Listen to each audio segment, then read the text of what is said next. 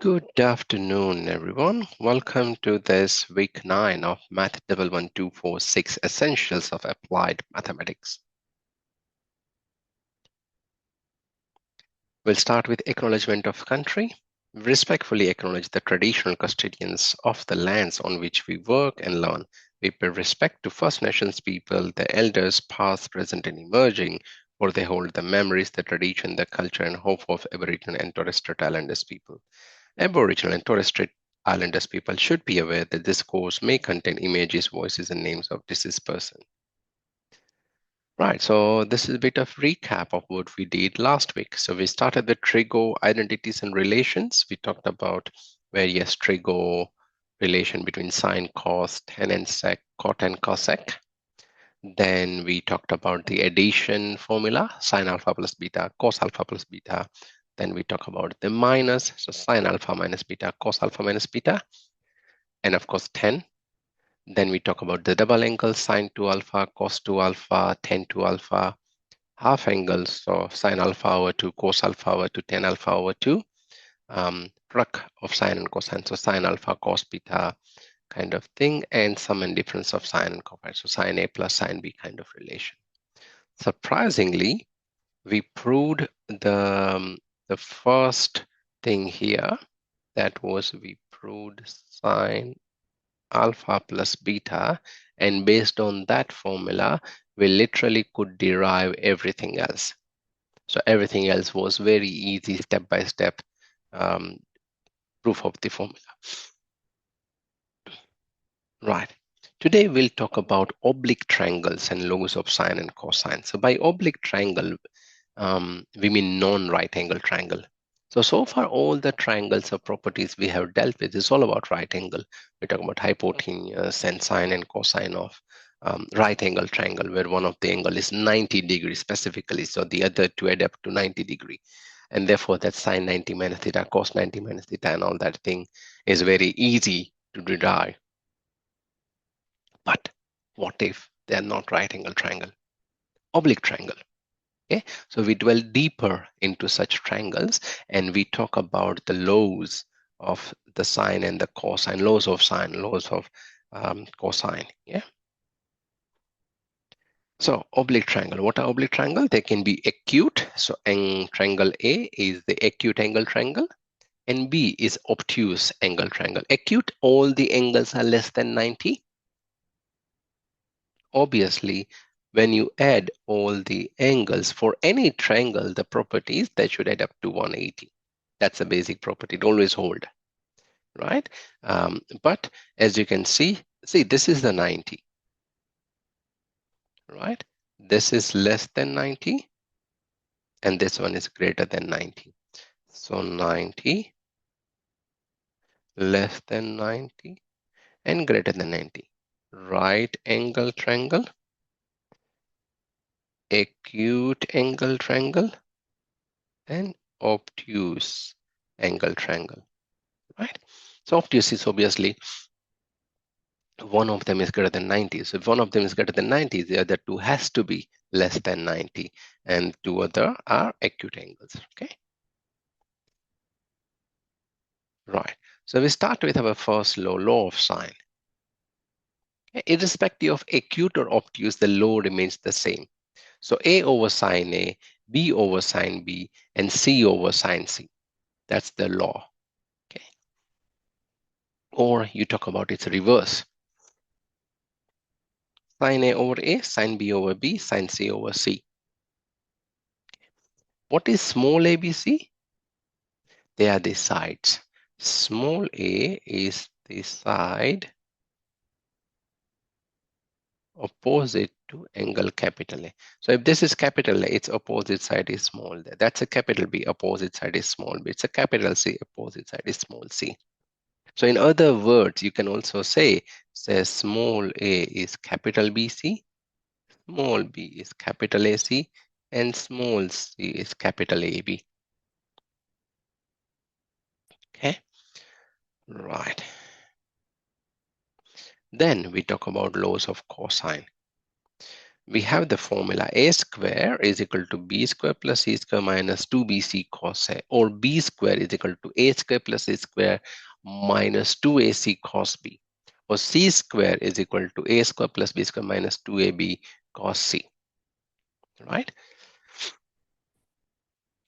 What I prefer are this formula, because this is what I've been looking, or for me it's easy to memorize it this way. So if I'm talking about cos a, up here I will have the other symbol b and c, because this is a. I'll start with b and c, and a is being subtracted because I'm talking about a. So a is being subtracted, the other two square are being added, divided by 2bc. So if I have to go for cos b, obviously 2ac will be here, um, a square and c square will be here, and b square is being subtracted. This is how I remember it. I prefer, that's my preferred way of memorizing it, and I find it a bit easier. It's up to you. You either prefer the first form or the second form. They are both the same. If you talk about this form, right, then 2bc cos a is equal to b square plus c square minus a square. You shuffle the place, and therefore a square is b square plus c square minus 2bc cos a. So that can be derived, right? They are similar formula. They can be derived from one another.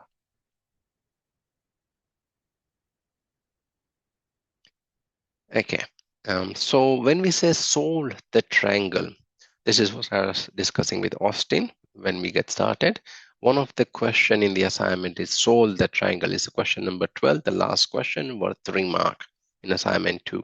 So when we say solve the triangle, means to find all unknowns based on a given values. Again, memorize oblique triangle. That means not a right triangle, something that is not right angle. So you'll be given some known sides and angle, a combination of them, and you have to find the other sides and angle, the combination of them. How many angles and sides in total? We got 6 angles and side in total. So 3 of them will be given, another 3 is to be found. Okay.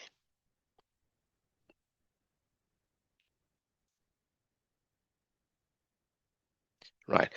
We are dividing, I had divided this into several situations. Right? So scenario 1, when you are given all the 3 sides, what would you do here? What would you do here? I mean, this is my approach again, and I don't think so there is a better approach except a few step variation, but otherwise this is what you will be doing. Remember one thing, always prefer sine rule over cosine rule. 2 reasons for that. Sine will give you an absolute answer because there is no square. Cos might give you plus or minus when you are finding the values. Other thing, cos has many terms to evaluate. Sorry.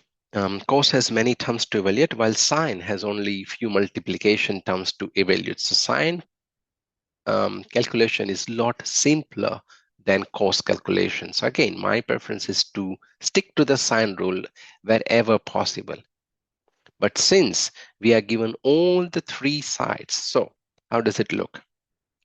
You're given all the sides A, B, and C. So if you go for the sine rule, for example, because say we like sine rule, you know the top, you don't know any of the denominator. So you can't proceed. You'll have multiples of one another. That doesn't help. So you'll have to use the cosine rule at least once, right? So step says use the law of cosine. So find another 2 angles. So once you have 2 angles, right, you'll use a plus b plus c is 180 to find the third angle. You don't have to use it 3 times. That's unnecessary work. So reduce your step, simplify the process wherever you can. But even with this one, if you find that why do we have to do it 2 times if we can do it in once? So there is another approach. You use the law of cosine once. So what is the law of cosine? We have cos A is equal to b square plus c square minus a square over 2bc. Using this, I will have the value of a, right? Once I have a, either I can proceed and find out cos b using the same cosine formula. Once I get a and b, I will have c as 180 minus a and b. That can be done. But if you don't want to go for twice, follow the second approach. Use the law of cosine once. Once you get your a, use the sine rule. A over sine a, b over sine b, right? You know small ab, you know capital A as well. You can always get capital B by multiplication. The choice is yours. Do you want to go for a bigger calculation of cosine B or just the sine rule and get B? Again, your choice. Once you get your capital A and B, that's the angle A and B, the third step will remain the same. Again, you could have gone for one more sine or one more cosine rule, but our aim is to find out as simply as we can. So if the simple subtraction gives you those value, why would you go for the sine or the cosine rule? Okay, so again, try to understand this. And again, this can be part of your formula sheet. Like I say, everything printed material, handwritten material can be taken in the exam room. And that's why, again, I value the feedback that I receive from my student, honestly.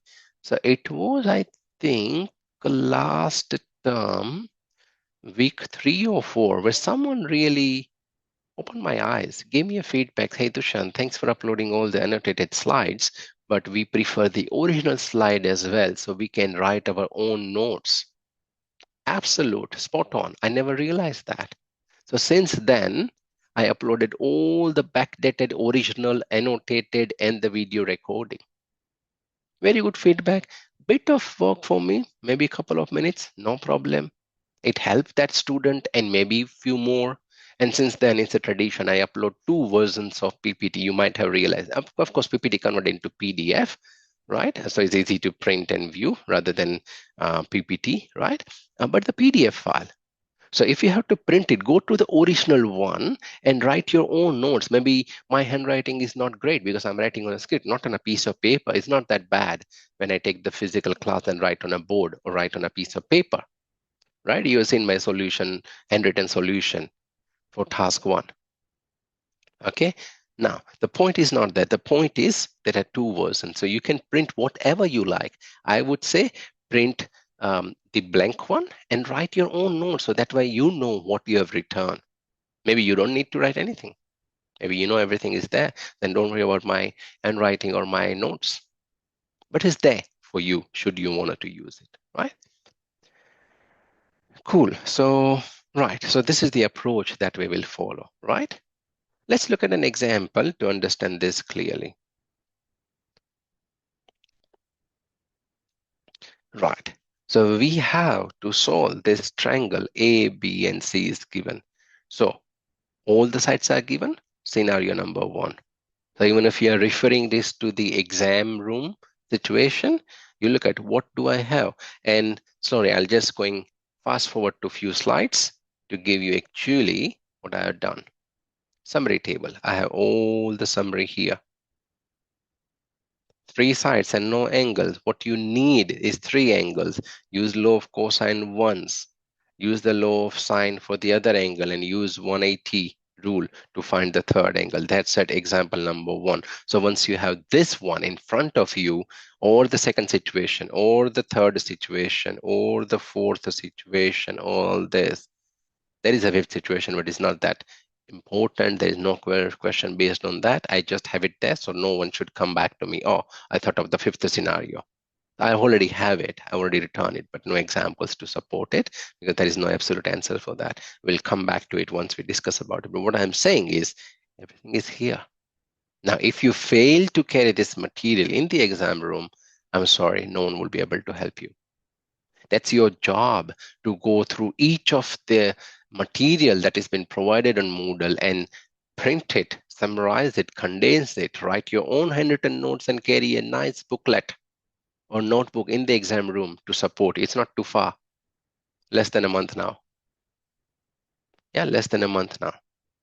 So we are mature enough. We pass our grade 12. We are into university. We know what you should be carrying, what you should not be. I have made a unit tracker and uploaded on the Moodle, uploaded on the Teams folder as well. Now, I don't want to ask how many of you are using it, but that's for you. Before you say, I don't understand anything, just fill up that table and ask yourself how much of practice have you done so you understand everything.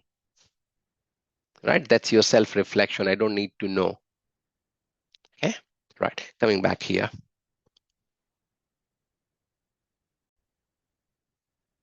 Right. So let's look at this example. Solve solve the triangle given you are given the small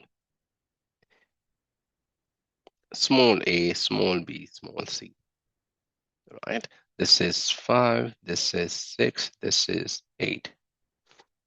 Cool. What we do? Remember the steps. I'm going for the second approach, yeah, because this is my personal best suggestion. I prefer this approach. Use the law of cosine once. Okay, so let's go and find out cos A. Step 1. Cos A, which is b square plus c square minus a square over 2bc. Plug in the value. So that's 36, 64 minus 25 over 2, 6, and 8. That gives me cos A is 25 over 32. Now the beauty with cos A, if it is positive, the angle is in a first quadrant. If it is negative, which it won't be, then the angle, it could be, sorry, then the angle will be in the second quadrant, right? Okay, so of here, my A will be A as the cos or arc cos or cos inverse of 25 over 32. Make sure you are in a degree mode. Your A will be 38.624. 38.624. Right? Okay, now I'll go with the second step. Second step is I prefer sine rule. You could have gone with cosine rule. Yeah. So A over sine A is equal to B over sine B. Small a, which is 5 over sine 38.624 degree. Small b, which is 6 over sine b. Right? And once I simplify it, my sine b will be something. And from that b, which I have got it here, 48.509. I got my b. Right? Once I got my A and B, next step, we don't use sine or cos, we use the 180 rule. Therefore, C is equal to 180 minus A and B, 180 minus 38.624 minus 48.509, and that would give me 92.867 degree. Right? And therefore, you should write your final answer thus: capital A, capital B, capital C. 3 where the known value, small abc, you have got another 3 unknown values. Right? Now, a quick verification. I mean, it's not an absolute answer, but we know one basic property. If the angle is smaller, the corresponding opposite side will be smaller. So small a, which is 5, its corresponding angle is 38.624. Small b is 6, its corresponding angle is 509. Small c is 8, its corresponding angle is 867. So we don't see any abnormality here. Small angle is smaller. Medium angle is medium. Largest side angle is the largest angle. Right? So they are matching up. They are marrying up, right? And therefore, this could possibly an answer. But if something here wasn't aligned, doesn't verify, then obviously we did stuff up something. Okay? So that's example. When we got four similar situations, so until half of the content, it will be very easy and monotonous content, right? Well, this is what we'll be doing, either one sine or twice a sine, once cosine or twice cosine using 180, and that's it. That's what we'll be doing for all the various four scenarios. Right, so next section, section 2, given two sides and the included angle. Okay, whenever we are given two sides. So let's say if we got this example, let me go for the orange, two sides and the included angle. So let's say if this is capital ABC, you know capital C, small b, sorry, small c, small b, and you know capital A. What you are given is small b, small c, and capital A. You have to find capital B, capital C, and small a. Okay, cool. The steps here will be law of cosine to find the third side. And once you know the third sine, we'll use the law of cosine, or once more sine, or sorry, law of sine, or once more cosine to find the opposite angle. And then we'll use a plus b plus c as 180 to find the third one. Okay. Let's look at an example. A, B, and capital C. Okay, A, B, and capital C. So once you draw a rough sketch of the situation, this is 5, this is 7, and the included angle 45 is given. So you would know, oh, it's a case 2, it's a scenario 2, where I'm given two sides and the included angle. Okay, so what we do, we are given B, A, and capital C. We don't have small c, so we find out that. Okay, so either you can go for the formula of c square if you like, which is a square plus b square minus 2ab cos c. Plug in all the values, so 25, 49, 2 times 5 times 7 cos 45, and simplify that. So your c square will be something, and from that c will be 4.95. Obviously, we will have plus or minus, but the negative side doesn't help us. So we got our small c. Awesome. Once we get our small c, the process or the step says use a law of sine, right? So the law of sine, what is it? A over sine A, B over sine B, C over sine C. So obviously we'll use small and capital C because we have both. We have small b, we don't have capital B. So we find out this way. 7 over sine capital B, small c, which is 4.95 divided by sine 45. So we simplify, we will have our sine B is equal to something, and from that our capital B will be 89.421. Okay, and finally we'll use 180 thing.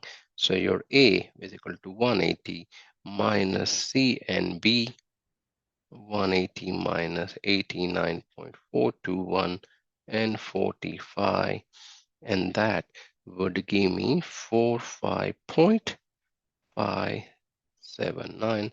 That's my capital A. Always write thus whatever you found out small a, no, small a was given. So small c, capital A, and capital B. Write the unknown that you have found. Right, so that's our two examples. So we covered two scenarios. I believe they are pretty basic and easy to understand, but still it doesn't. Watch the recording till the end. There are two more situations. If you still struggle, get in touch. Right, scenario 3. Two sides and one opposite angle. Please observe the difference between scenario 2 and 3. Scenario 2, two sides and the included angle. Two sides and the included angle, right? Scenario 3, when we are given two sides, right? But the opposite angle, one of the opposite angle will be given. Okay, so what we do, again, 3-step, use the law of sine. Okay, because if I draw it, right? If I draw it to find out what I would be given, say for example, small a is given, small b is given, right? Then either you will be given capital A or capital B, right? So let's assume that capital B is given. So I have this, I have this, I have that. So if B and capital B is given, I will always prefer sine rule.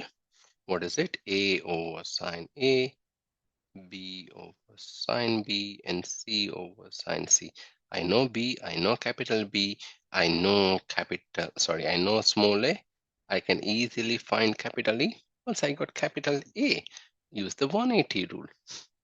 That's it. Once I got capital A, capital B, um, capital C using 180, I just need to find the small c. For the small c, I can use the rule of sine or cosine, to really find the third side that I need. Yeah. So that this one is one of the simplest calculation that you will find. Okay. Let's look at an example. So as we can see here, we are given the value of small a, we are given the value of small b, we are given the value of capital B, right? Small a is 3, small b is 2, and capital B is 30 degree. Okay, as the step says, we use the sine rule. So a over sine A, B over sine B, plug in everything. So 3 over sine A is equal to 2 over sine 30. So you look at sine A is equal to 3 over 4, and that would give your A is equal to 48.59. Right? Use the calculator. The more efficiently you use it, the better for you. Okay, we have A, we have B, B is 30, and therefore C is equal to 180 minus A and B. And once you plug in these two values, your C will be 101.40, no, 41, sorry. Right, it's an obtuse angle triangle. That doesn't matter. We got capital A, B, C. We got small a and B. Let's use the sine rule. You could have gone for cosine. I prefer sine, as I said, right? So B over sine B is equal to C over sine C. Plug in all the values. 2 over sine 30 is equal to small c over sine 101.41. Simplified to find your small c, which is 3.921. That's your small c. That's it. Just write down thus. Whatever you found, what do we find? We find capital A, capital C, and small c, 3.921. Like I said earlier, a bit of cross-check for you. Small a, B, C. Small a is 3. His opposite angle is 48.59. Small b is 2. Its angle is 30. This is 3.921. Its angle is the highest.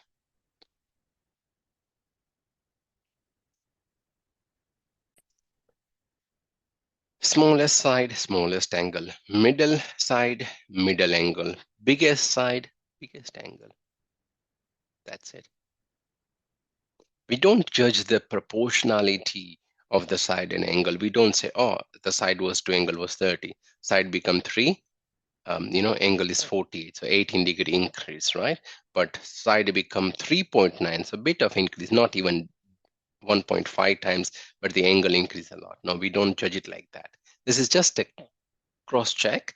If something is wrong, it will tell you. If it is right, you are not sure whether your answer is correct or not. Yeah, we can't judge that. Okay.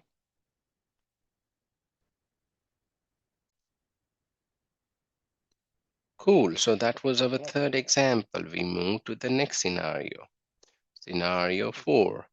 Given two angles and one side. Anyone guess what can be applied here? Any guess? I know two angles and one side. How would I find the other angle and two other sides? Anyone? Would you use the sine rule to get one extra side by using one of the angles? Mm-hmm. Mm-hmm. Um,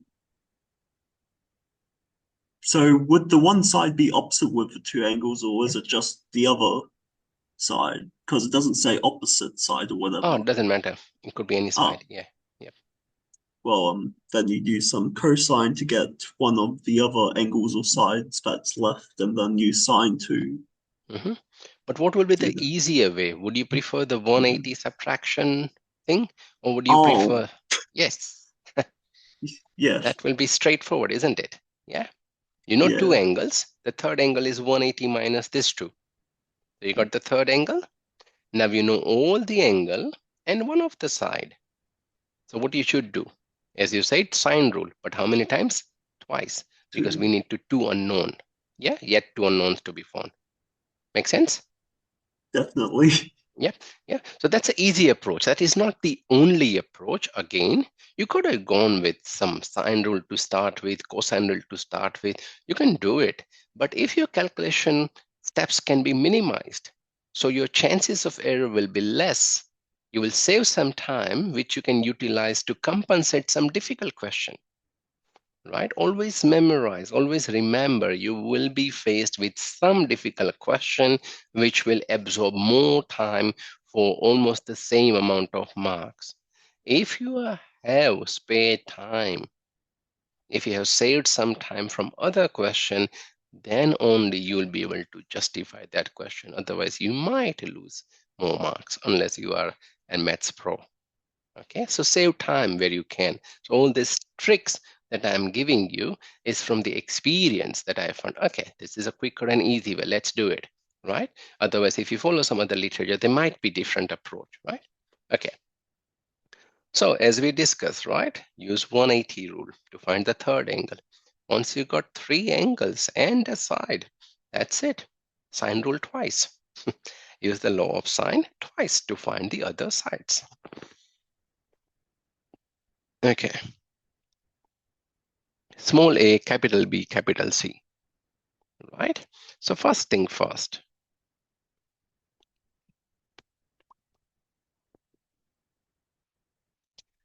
capital A is 180 minus B and C. Okay, so 180 minus 40 and 60, so capital A is 80. You got one of the answer. Awesome. Use the sine rule twice. I have A over sine A is equal to B over sine B. I will use it here. I know small a. I will use capital P, and I will use A over sine A is equal to C over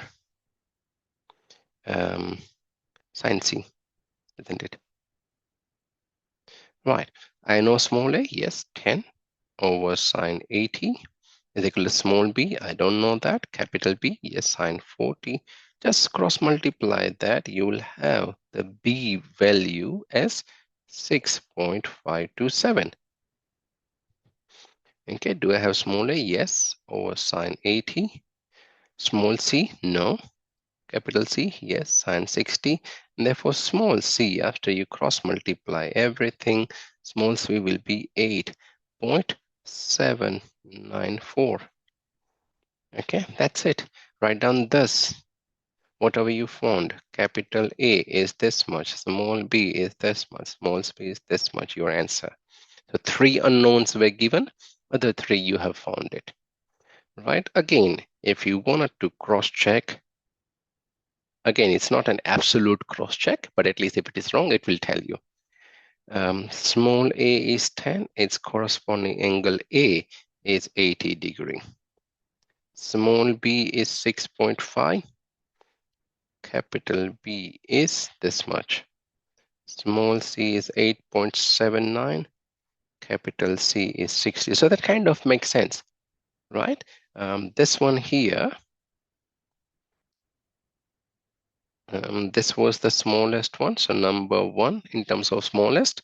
So the angle and the side both are smaller. This is number two, so 8.79, so almost 8.8. This is 60 degree, yes. This is bigger, so is this bigger? And bigger than that is 10, bigger than that is 80. So that kind of at least give you a assurance that your answer is almost right. We yet don't know if it is 100% right unless we run some other test, which is more time consuming, better to do it in a way that you are confident. But again, if this one doesn't align, okay, not matching up what the small angle, but the angle, the side is the biggest, then obviously something is wrong. Yeah. In mathematical term, it's called logic verification, right? So if it is, I'll give you another example, right? Which you will encounter some or the other time. If it has rain, the roads will be wet outside, right? But the converse, if the roads are wet, does not always mean it has rained. It could be some water tanker who is giving water on the pavement would have busted and there is water everywhere. It could be other situation, right? So if this one, right, what I'm doing here is true, does not mean your answer is true. But if this is false, obviously your answer is wrong. Yeah. Right. Let's keep going then. Okay, so this is the summary table. This is the same thing which I has been talking before a while. Let me bring the laser point. Right, the summary table. When we are given three sides and no angle, we require another three angles. We use the law of cosine once or twice if you prefer. I just wrote one of the approach. And you go for another sine rule and then 180 to find the third angle. Okay. I don't know which one. Okay. Next one. If we have two side and one included angle, example 2 that we dealt with, we have one missing side because we are given two sides and two angles are missing. What we will do, use the law of cos to find the third side. Once we have three sides and an angle, we use the law of sine and then 180. Use this 180 rule wherever you can, right? Next, two sides and one opposite angle. One missing side you have to find and two angles to be found. Use the law of sine, use the 180, and then again, either law of sine or cosine to find the third one. Preference will be the law of sine. Okay, that's your example 3. And finally, one side and two angles. Obviously, two sides and one angle to be found. You use the 180 rule and use of sine twice. Okay, that's your example number 4. And as I said earlier, there is a fifth scenario, right? This is all of them in one go. There is a fifth scenario, which is we don't have any side and all the three angles. We can find the three sides, but they will be in proportion. You'll use the law of sine, right? Make the side as a subject and you will get the answer in terms of, if you make A as a subject, then you'll get the answer in terms of B, that A is equal to this much B, C is equal to this much B. So they are equal in proportion, no absolute. You cannot say the small is 5 centimeter, B is this many centimeters. No, that's not possible, right? I just have it here. See, it's a different color background as well. Because that's not a part of any literature, but I just thought of it before someone raise, me a concern or a doubt. Hey, Dushan, how about this one? I thought, okay, let me come up with this before someone asks me. Yeah, cool. So that's all 4 situations. 6 to 4, the fifth one, as I said, is not covered in this literature, right? Right. Here, you'll have to tell me what scenario or situation or what would you do. Don't worry about scenario situation number if you don't know, but tell me what would you do? What do we have to find out? Anyone? The one, two sides and two ang. No. two sides and an angle we have defined in this triangle. Very good. And You know which scenario? this was the fourth one, no? Third, I think. That's all right. I Ah, mean, the scenario is not important, but it was third. I already got some answer. Thank you, Clifford. So we'll use a 180 rule to find the angle B. Very good. Once you have got the three angles and a side, what is your next step?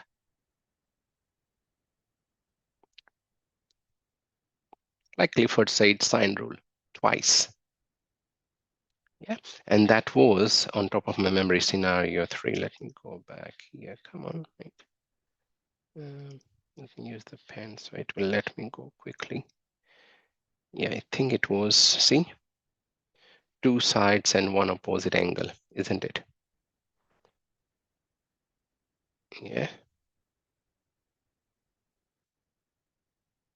Oh, we had two angle and a side. So what will be that? One side and two angles. Okay, so scenario 4. Very good. Very good. Very good. Austin, you're right. Sine twice. Very good.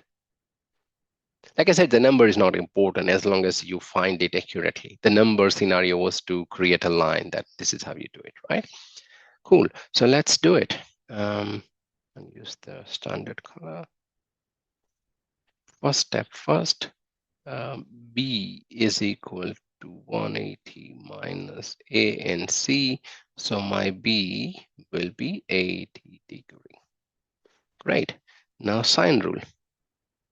Okay, I need a small a.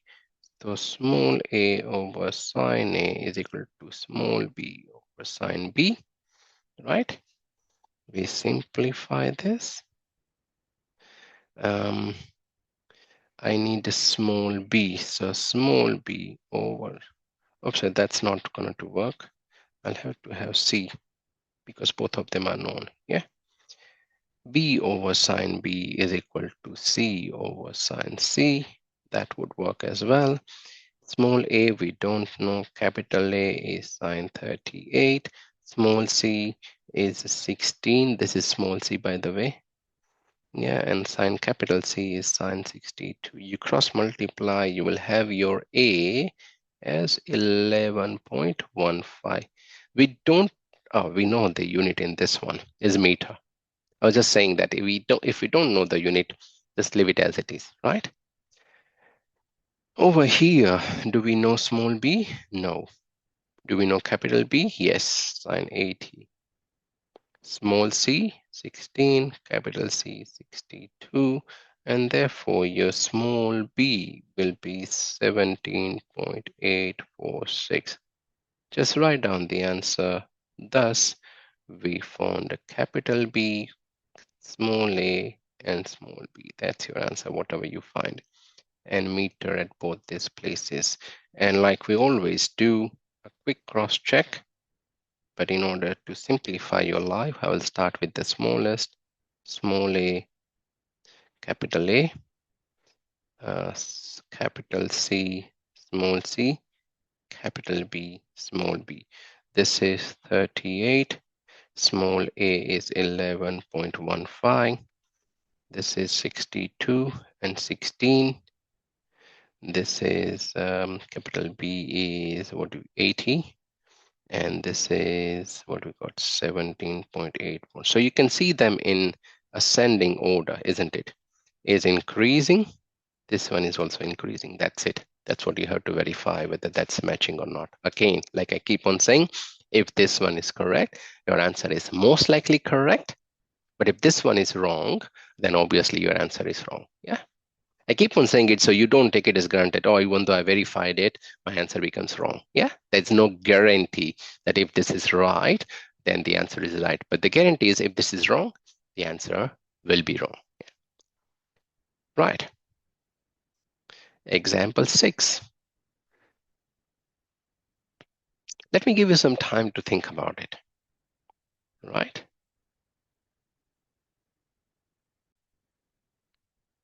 Okay, so let's start with a sketch. A small sketch can take us a long way. Okay. Right. So that's the roof, right? And there is this dotted line,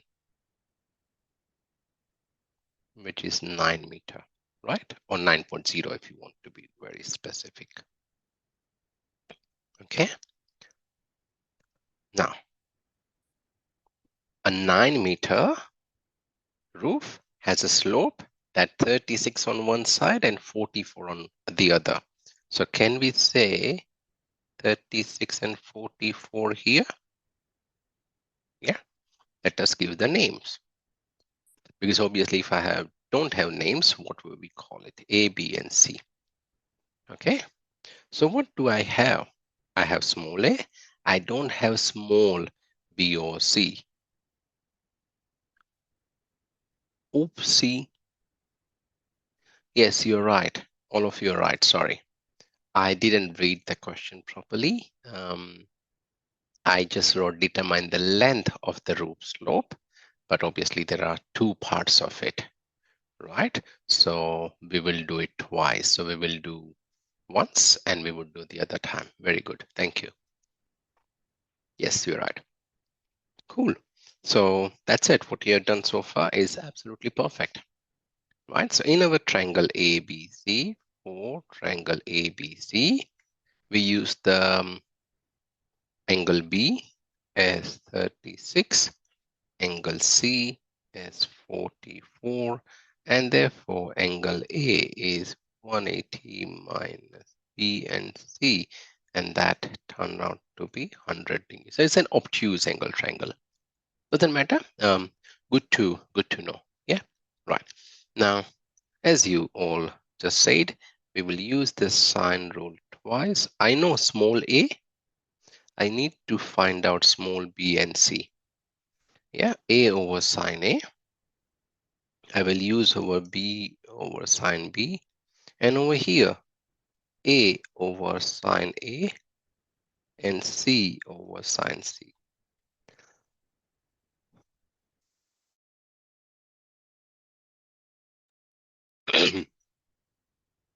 Right. I have small a, which is 9. I have capital A, sine 100. Small b, I don't have it. Capital B, sine 36. So that will give me small b is equal to 5.372 meter. Okay, similarly, this is 9 over sine 100 is equal to small c, which I'm yet to find, divided by sine 44. And that would give me small c. You got it right, 6.348, so 6.35. Thus, because small a, b, c are your name, your chosen name, someone might have become M, N, O, P, Q, R, X, Y, Z, right? Therefore, the length of roof slope are 5.372 meter and 6.348 meter. That's it. That's the answer. Yeah, you have to write the final answer in Word, because unless if that was a part of the question, fine, like solving the triangle, the pronomals, the unknown were given A, B, C in particular. We stick to that. But if it is not, then we have assumed name which has to be replaced, right? Cool. Good job. Many of you got the answer. Many of your approach was good.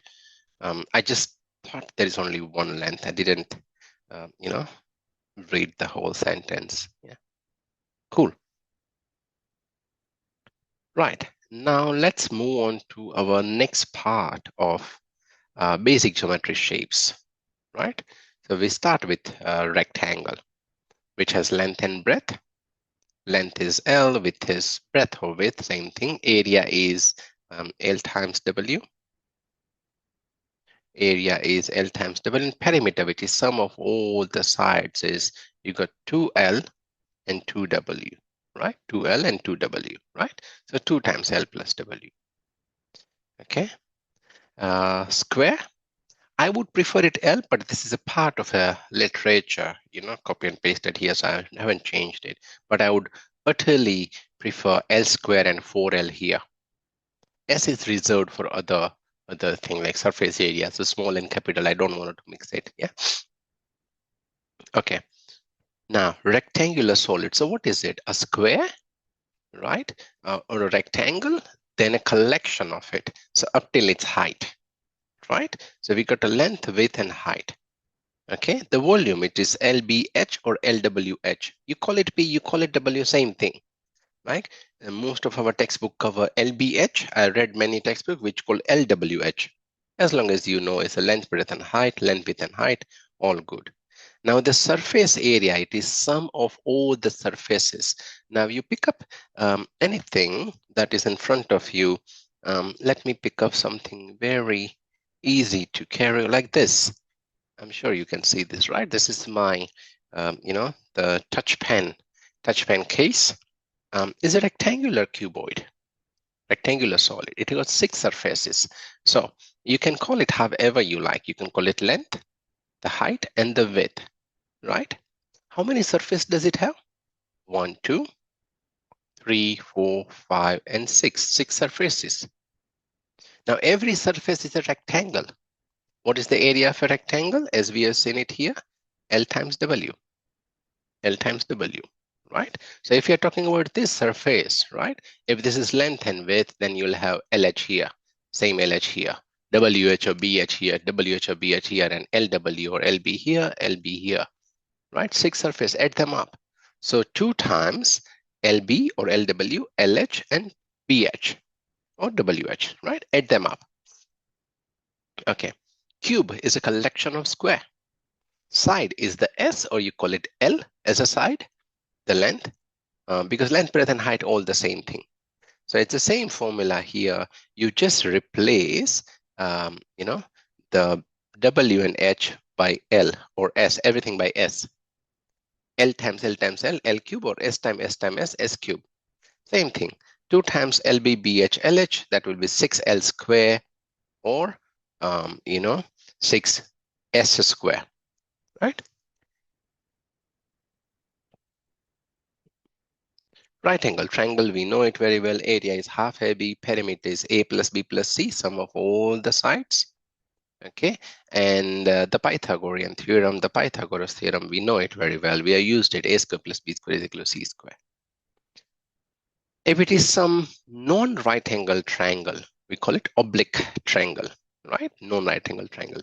Then either is acute or is obtuse. Acute, the height is inside, the perpendicular part is inside. Obtuse, it's outside. Irrespective, the formula remains the same. Half base height, perimeter is A plus B plus C. In this instance, your height is the same as B. Okay, right. Equilateral triangle, all of them are same. So when we say, it's not a right angle triangle, so we use half base height formula, but height can be obtained with the help of this sine rule. So what we do here, if we follow this, how do you obtain the height? This is S over 2 because it's equilateral, right? So if we talk about this angle, then height, what do we say? Opposite over this. So we say sine whatever, sine C, call it C, yeah? A, B, and C. Okay, so sine C is H divided by S. And therefore, H is equal to, but what is C? C is 60 degree because it's equilateral, right? So S sine 60, sine 60 is root 3 over 2. So root 3S over 2, this is your H. You put it back here in half ABH. Okay, so half BH, right? Your B base is S, and H, it is root 3S over 2. And therefore, you got root 3 over 4 S square. The another formula is half AB sine C. Very popular formula. Half AB sine C. A and B are the same. C is 60 degree, or you can call it half BC sine A, half AB sine, AC sine B. Yeah, there are 3 popular formula for area of any triangle. C is being 60 degree equilateral triangle. A and B are the same thing. We call it S. You'll get root 3 over 4, S square, and the perimeter is again sum of all the sides being the same, will be 3S or 3, whatever side you call it. And I guess so that's a bit of insight about equilateral triangle. Then we, sorry, I haven't covered the parallelogram here. So parallelogram, opposite sides are same, and area is nothing but the, area is base times the height. So whatever base you have, base times height is area parallelogram. Okay.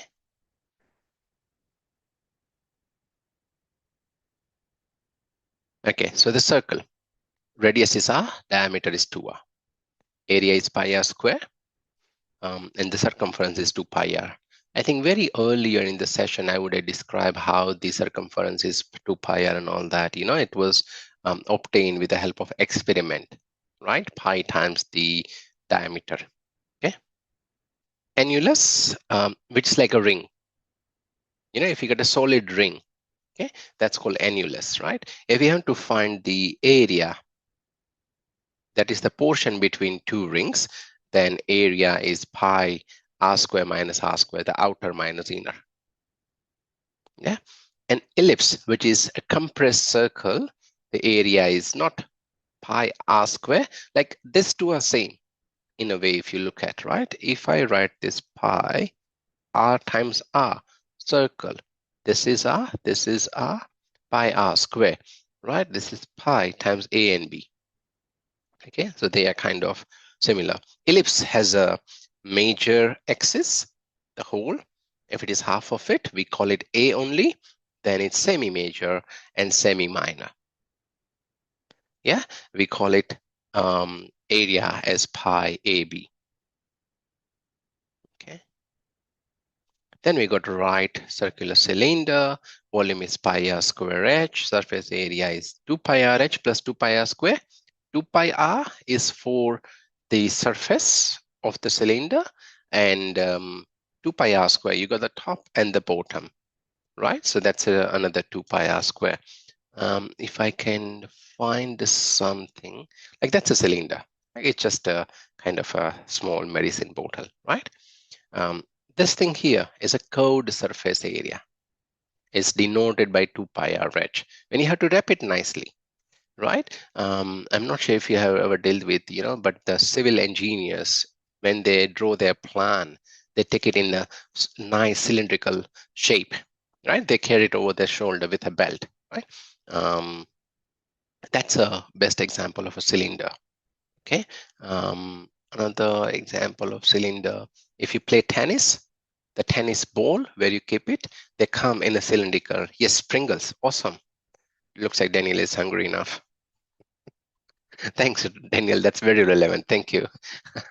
No, good example. Tennis ball or Pringles can, right? Pringles, I'm sure you are a Pringles fan, and now many Woolies has their own home brand Pringles shape chips. I had taken it once and they're yummy. Sorry, I'm getting sidetracked. Yes, but those are all cylindrical shape. So if you have to wrap the sides is 2 pi r h. What is this additional 2 pi r square? The top, which is a circle, the bottom, which is a circle. So that added another pi r square. Okay, so that's another 2 pi r square. Cone with 1/3 pi r square h, the surface area is pi r l, L being this one, which is obtained with the help of Pythagoras. So it's square root of r square plus h square. And if you have to cover the base, right, that is pi r square, right? We'll give me an example of a cone. I'm sure Daniel can. Ice cream cone. Awesome, Austin. I was expecting that. Ice cream cone, very good. But of course, we know ice cream, if it is being, melted, it will fall, right? But let's assume it's a frozen temperature. You are living on Antarctica, but still you need to cover the base, right? If it is upside down. But that's your ice cream cone.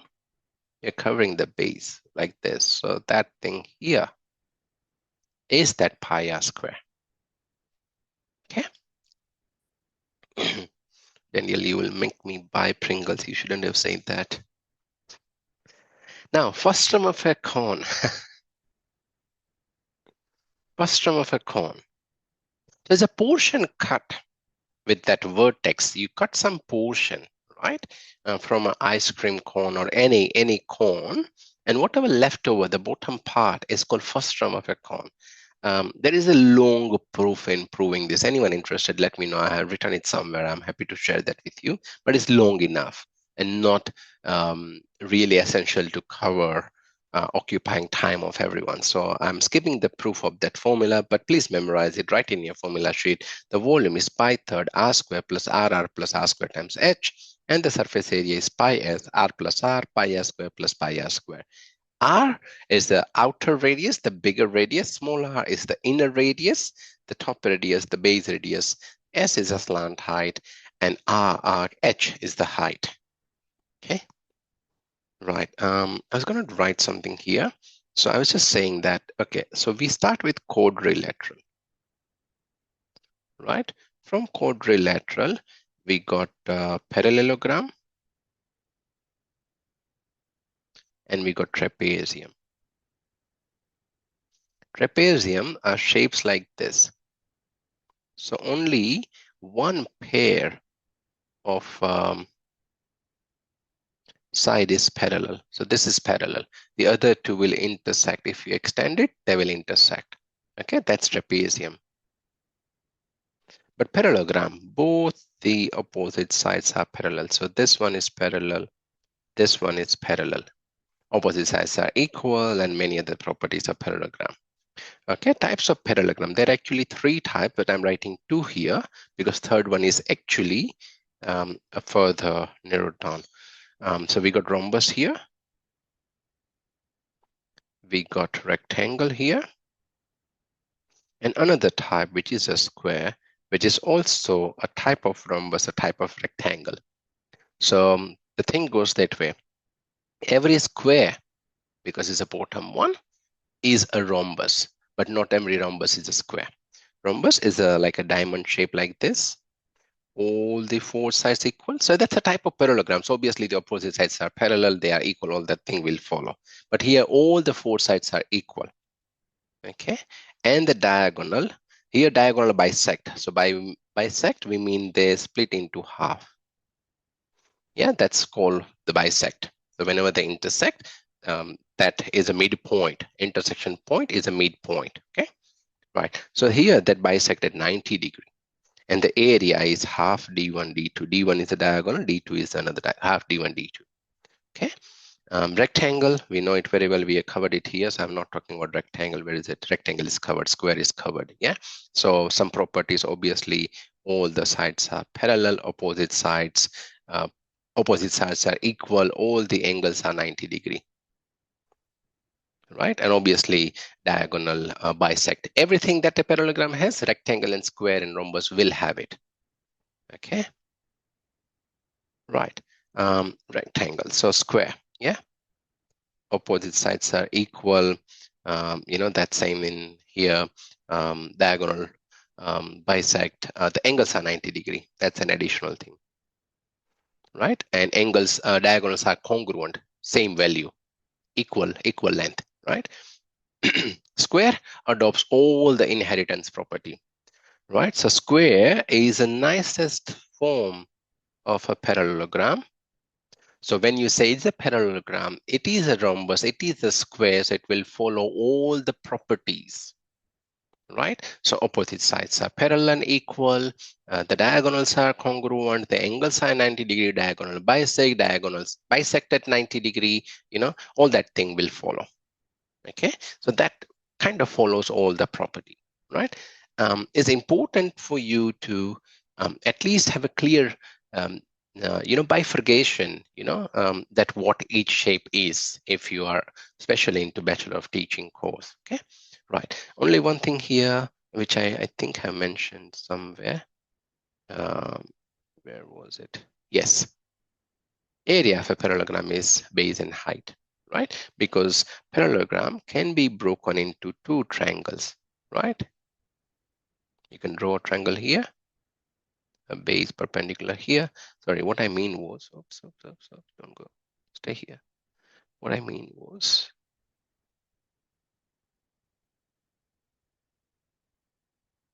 sorry,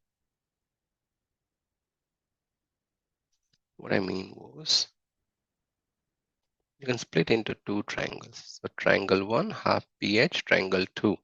Area 1, half BH, area 2, half BH. When you add them, half and half becomes simply BH. That's the area of a parallelogram. Right, so that covers our basic shapes and volume, surface area, everything. Oops, I have something here. My bad. Okay. Um,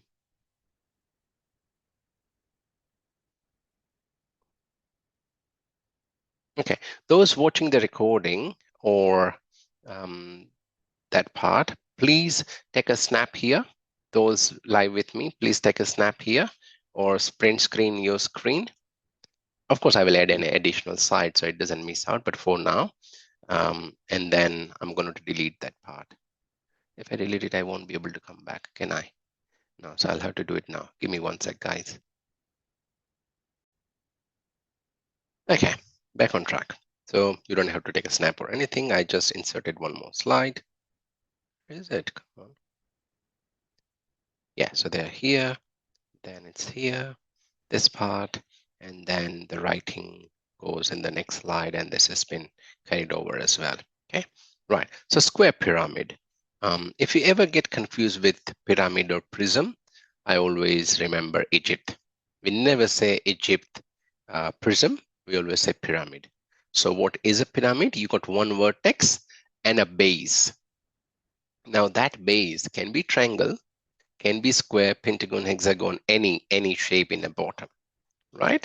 We got an edge, we got a side, and the volume is 1/3 of S square times H. Because this is a square, we are talking about square pyramid, but not necessary that you will always get square pyramid. In general, it's pyramid. So 1/3 of area of the base times H.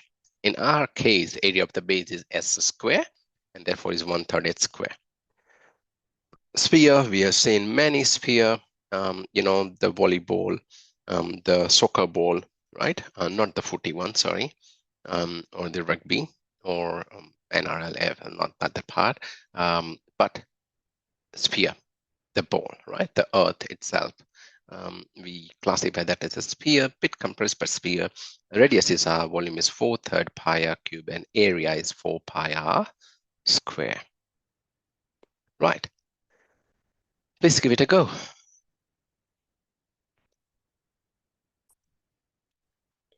Right, so you will find that this is a very easy question, which is good. So we see two shapes here, right? This is, as I mentioned, is one part. This is the second part. Looks like a face, a nose, and a chin. Okay, we call it area 1, area 2. Now, the only thing with area 1, your height will be 2, because the total is 7, the lower part is 5. So what left over is 2. Okay, right. So area 1, which is the area of a triangle. So half, base, and height. Now, since they are parallel, the property of parallelogram, that was the reason I went back and drew that extra drawing, extra thing, right? Parallelogram, opposites has an equal and parallel.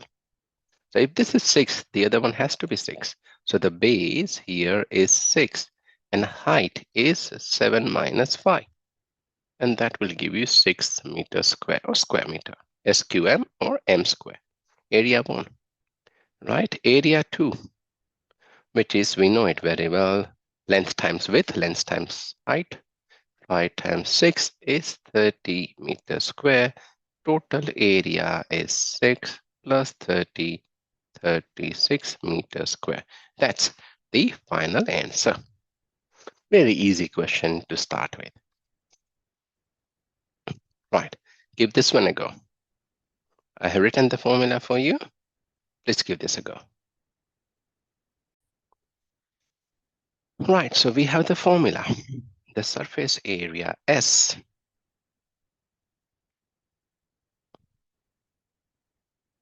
is pi r is technically L, but since we have R and H, we stick with this one.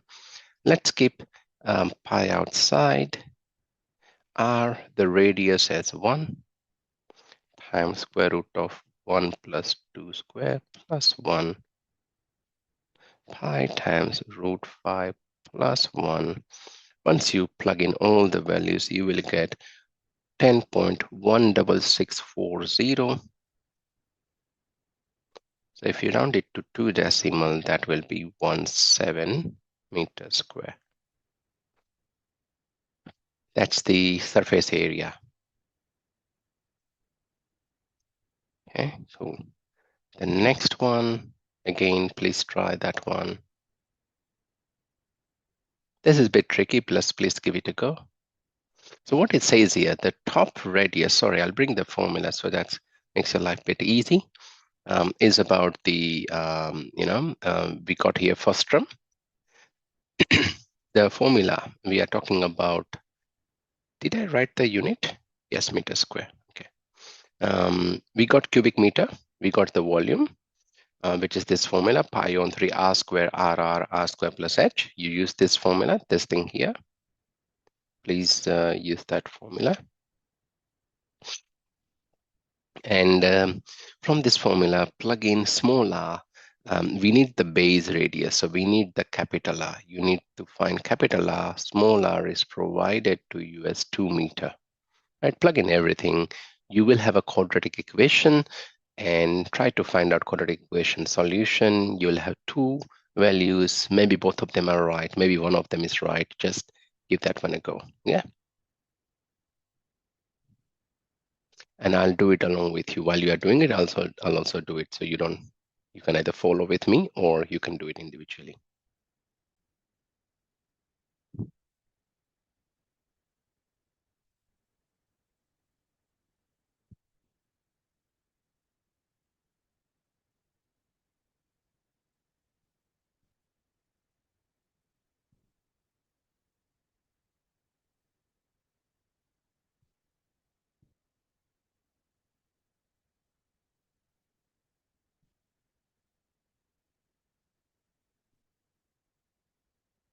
Good job, Clifford.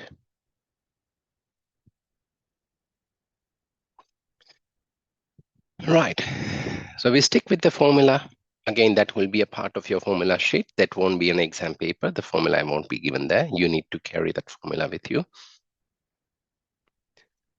We know the volume formula, pi on 3 r square plus small r capital R plus capital R square times h, r and h being both 2. Plug in the values. 31.4 is 3.14 over 3. 2 square, 2r, r square, and times 2. Simplify. You got this nice little beautiful quadratic equation. We'll love that, isn't it? But 11 can't be split to get 2. So we go for the quadratic formula. Minus b plus or minus square root b square minus 4ac over 2a. Plug in all the values. We got two values, one of them being negative. Negative doesn't help us, so go with the positive. 2 root 3 minus 1, and that's 2.46 meter. That's it. So if you know the formula, job is lot easy. Without that, obviously it's lot horrible. Okay? Right, so we are approaching the final question. Which is a bit tricky, so please bear with me. Right. Alex is planning, like this is what the Google Map and all the mapping navigation system does. Right? This is what they exactly do. So, you have to understand how everything is so much application based. For every calculation, we got calculator. There is some purpose or calculation or algorithm behind that. Everything else, the AI tool, Google Playlist, you go for Spotify, the Facebook feed, the news feed, they are all algorithm, machine learning, programming, lot of it. This is a very thing. If you wanted to go from a point A to B, right? Which route would you go for? So once you're using, I'm a big fan of Google Map. I use it like almost every day. Even though I know the route, I'll still turn on the Google map because it gives the faster way. So you can have it some settings like you can avoid motorways, you can avoid toll roads, all that settings, but it will always suggest you the faster way. Maybe your miles or kilometer a bit longer, but it will suggest you the faster way, right? So this is one such example. Alex is planning a trip from A to B. So from A, he wants to come to D. Obviously, there are two routes. He could go A to B and D or A to C and D. Which one is better? We know some angles, we know some distance, not all of them. If we knew all of a distance, obviously it's an easy thing. But your job here is to find those missing distance A, B, and C, D. Right? That's what our job is. Okay? Right. The known figures for the roadmap are shown on the diagram below. Which route is shorter in the two options? So you are going for the shortest route. You are not going for the faster route. We are not going for the miles per hour, kilometer per hour. Google knows everything. Google Map knows everything because the transport and main roads in Queensland or roads and service Australia or whatever board is in various state, they have provided this data to the Google services so they know from point A to point B is a school zone between this time. 7:30 to 9:30 or 7:30 to 9. From 9 o'clock onwards is a 50 zone because there are like 3 inland street. From here to here is a 80 zone, it's a 90 zone, it's a 70 zone. This is a 100 zone, 110 zone, right? On A1, M1 most of the part. So they are feed all this data. Based on this information, Google will calculate, okay, this is time. If you follow the max speed, this is the ETA, estimated time of arrival. It's still estimate because your speed will based on a traffic, based on a number of signals that you will get, right? Sometimes you go for some side route, it hasn't feed the actual traffic data and you'll be a bit faster. And therefore it will claim that owner, oh, because of using Google Map, you save 2 minutes or 3 minutes or whatever, right? But it's your smartness as well. But anyway, that's not the thing. But I'm just telling you how this can be applied in your day-to-day life, okay? Otherwise, this is just a piece of paper, but you need to think how it can be connected with your life, right? So which is a shorter route? What is the actual difference in the distance between two routes? Keep your answers to two decimals wherever you can, right? Honestly, we wouldn't be able to do it if we keep it as it is. So what we do, look at this image. I'm going to extend this to E, which has been done in the next slide. So, and then I'm to talk about triangle ACE. We drop that line BD here, right? But let me do it here step by step, okay? Right, so what I do, I extend this.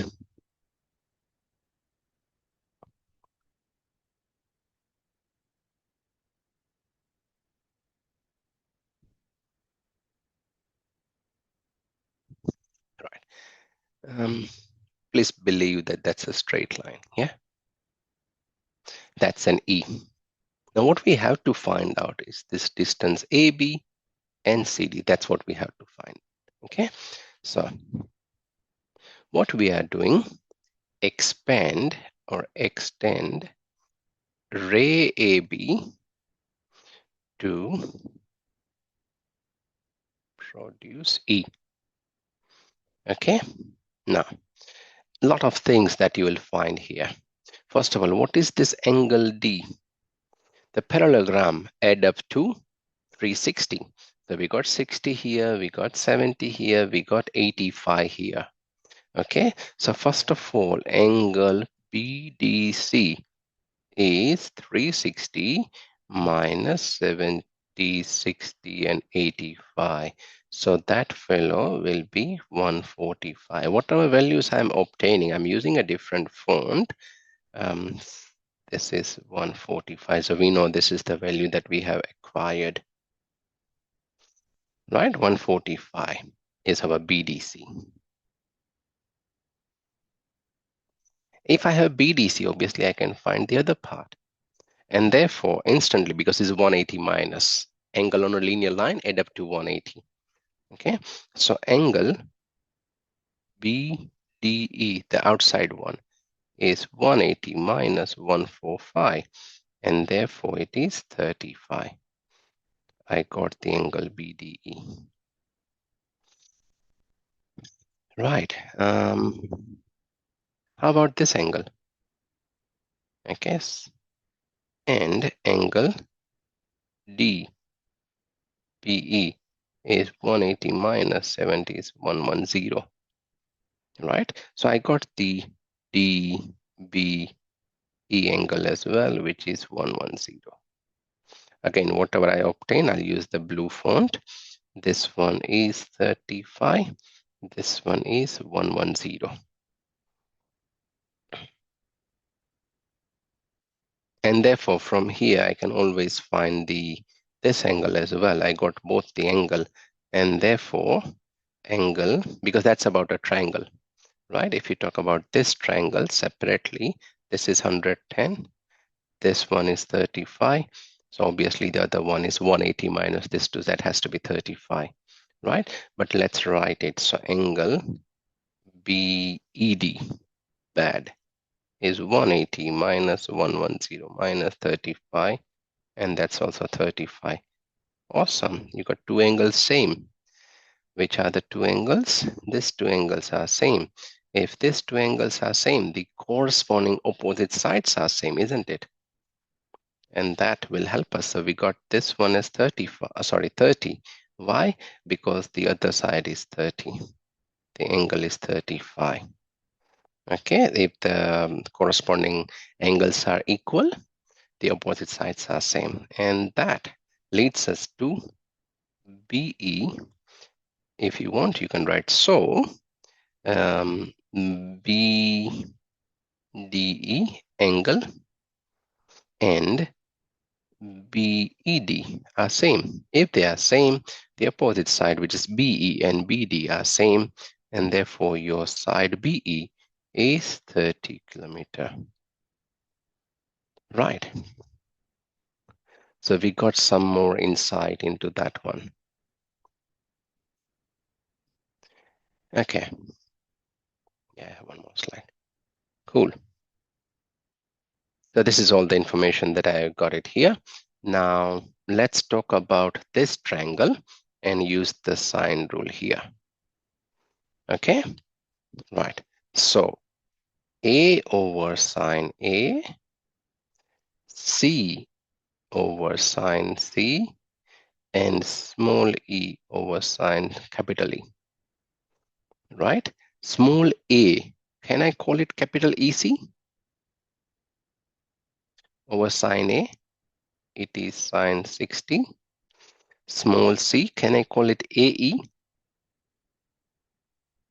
Over sine capital C, which is sine 85.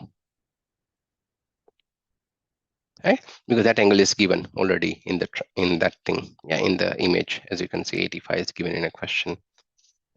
Capital E, which we obtain as small e, which is AC. Let's write it down. And sine 35. Now write down whatever you have.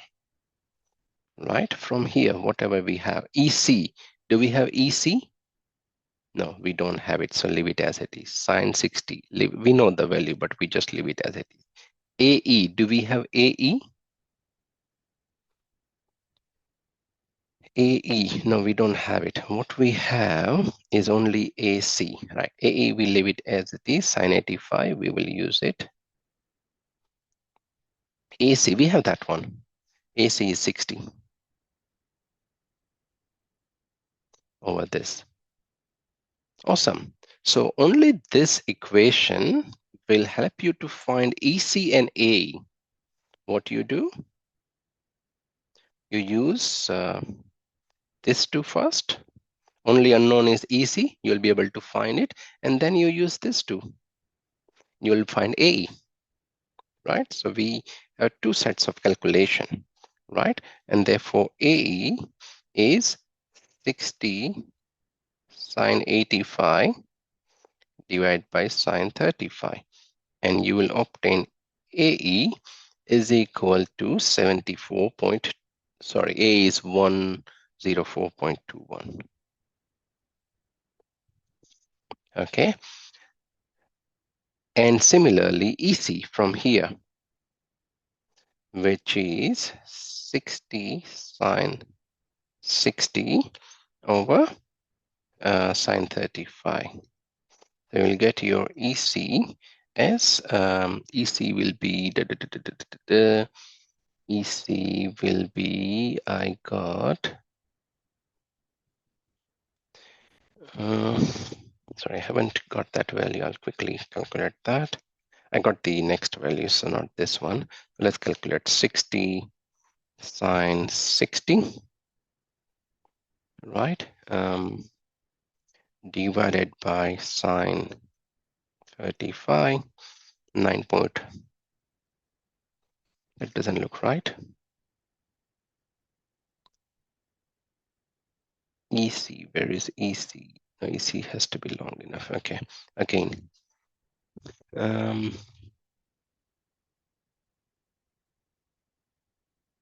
Okay, let me first of all find out sine 60 divided by sine 35.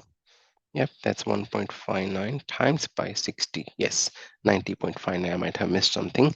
So AC is 90.59.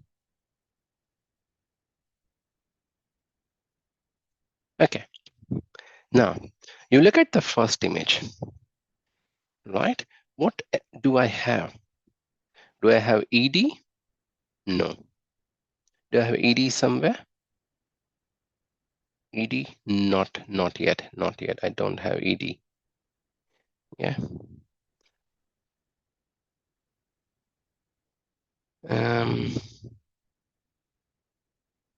I have the EC.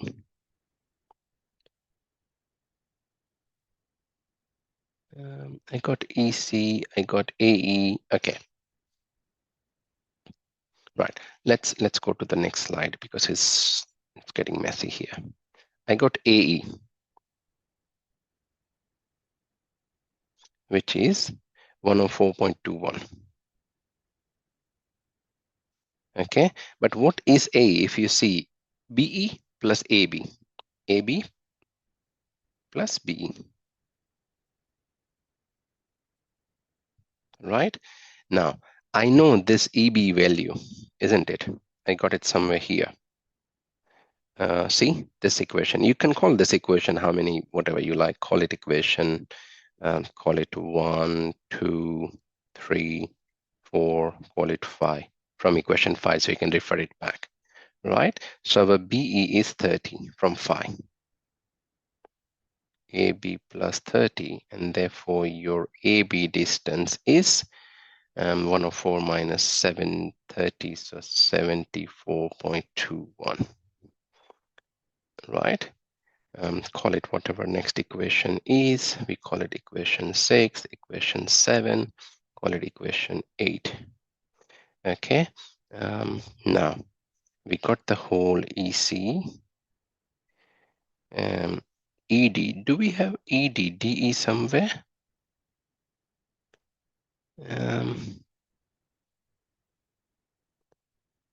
Not yet. Okay. That's right. So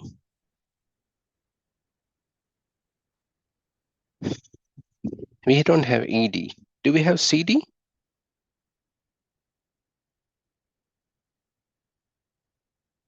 Yes. Where is CD? Where do we find CD? Where do we have CD? Is it a part of question? No. So we have to find those value. No, we have C. Yes. Where is it? Since we use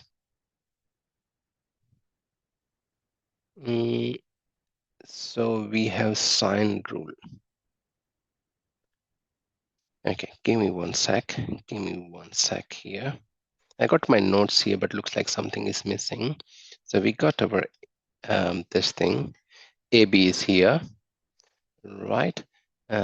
We got our EC as well.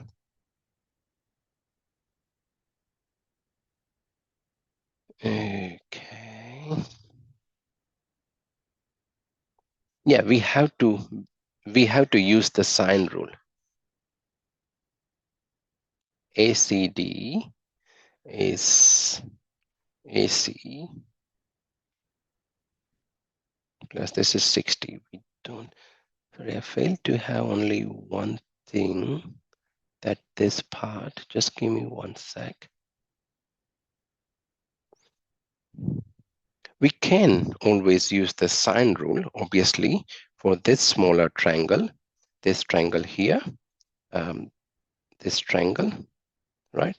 I'll do it a bit nicely, sorry. Okay, the other part here, this is 110, that's 35, that's 35. What else we know? We know EB. Do we know EB? Yes, BEB is 30. This is 30. So we can always find this part. So let's do that, right? What is it called? EDB.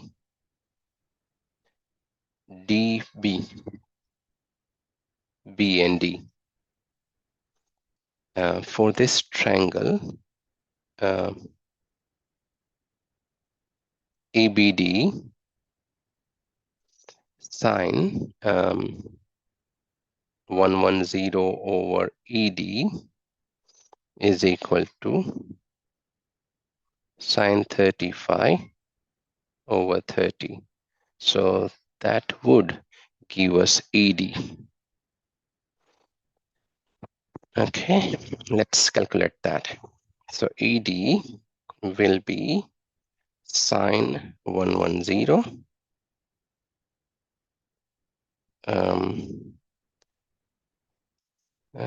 divided by sine 35 times by 30. So 49.15. Did we get that 49.15?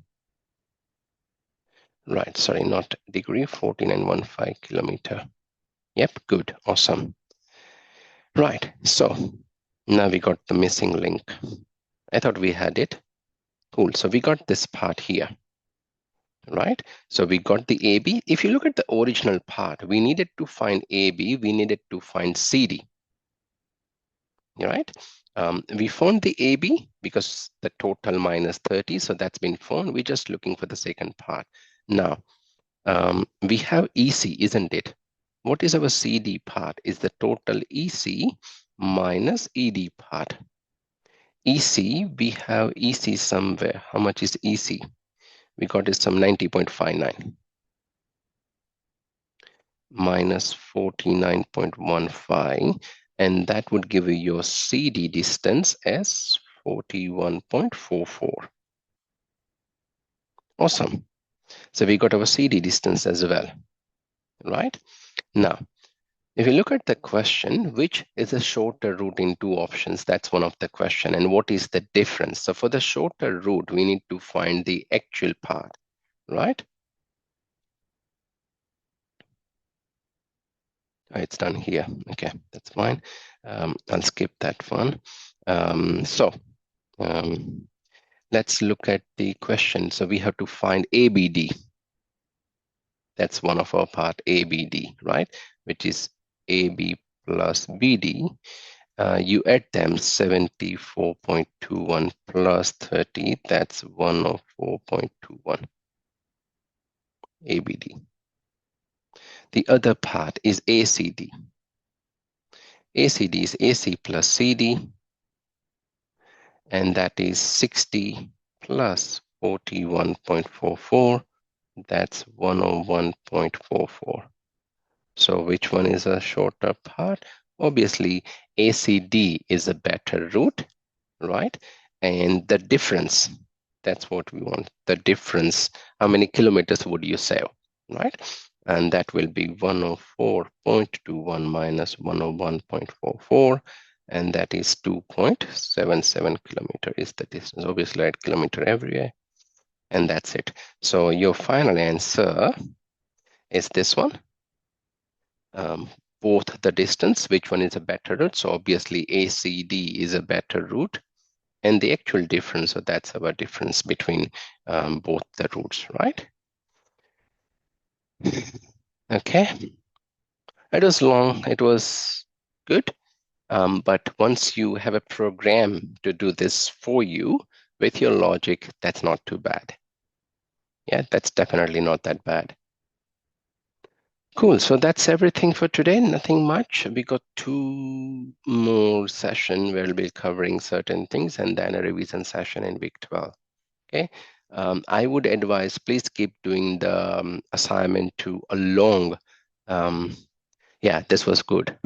It was good. I would advise keep your assignment on track along with the weekly stuff because you're approaching the exam timing. So if you wait until all the content being covered and then start the assignment, then it will, have overlapping priority with your other assignment as well. But I believe, except the inequality, most of the stuff in the assignment is being covered, right? For example, I'm just looking at the assignment right now. And obviously happy to bring that tab over here. So that's your assignment 2, obviously. I'm sure you are watching the whole screen. So this one, like for, parts and coordinate, that's just a basic sine rule, SOHCAHTOA rule that we have already covered. So that's fine. If you have theta, then find out cos theta. One of the recent session is in a fourth quadrant, find the value of angle beta. So going for the inverse, then observing sine and all that. 10115 is using the addition rule. It says sine 115, so that we are covered. That covered using the trig relation. So think about last session that we covered. That's the application of height and distance or trigonometry. That's something we are yet to cover. Determine the total surface area of first term, just covered now. And the solve the triangle is one of the 4 scenarios we covered earlier, right? So question 11, 12, definitely today's session, ratio of the two cone, think about it, definitely today's session, isosceles, think about that one, something covered. So even if you look at today and the last session, you'll cover most of it. So don't wait until the last minute because these things are very fresh in your mind. Take that advantage and try to do it as quickly as you can, right? That's it from me. Thank you very much for tuning in. I hope we make sense of everything that's discussed here. If any question, please get in touch. If not, I'll see you next week. Take care. See you next week. See you next week.